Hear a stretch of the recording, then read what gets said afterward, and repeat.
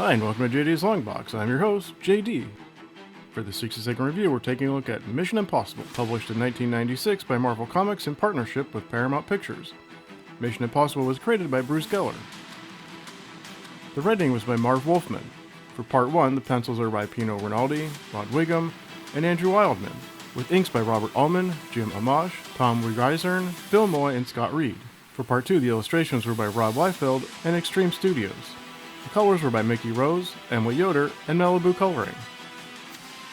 This book was released as a tie-in to the 1996 Mission Impossible feature film starring Tom Cruise as the now iconic Ethan Hunt. The two stories in this book act as a prequel to the movie, filled with Easter eggs and foreshadowing. Part 1 features a full Mission Impossible caper, complete with Mr. X, characters in rubber masks, and Ethan Hunt in a high-flying action finale.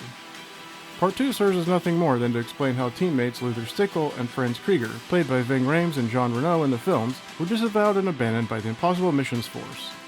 The pencil work in Part 1 shows great storytelling techniques and at least in some places strives to match the likeness of the actors in the film, while Part 2 is pure Rob Liefeld extreme.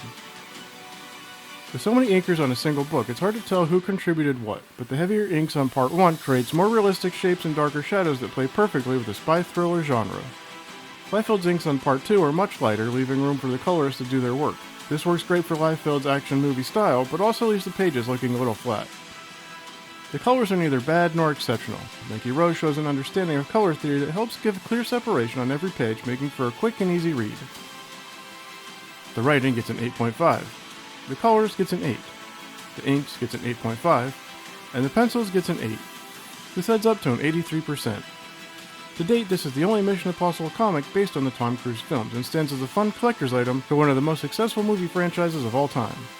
I hope you liked this 60-second review. Be sure to like and subscribe, and then check out some of my other videos. If you want more spy thriller action adventures, then check out my review of Blindside by Marat Michaels, and my review of F5 from Tony Daniel. Until next time, I'm JD, and this box is closed.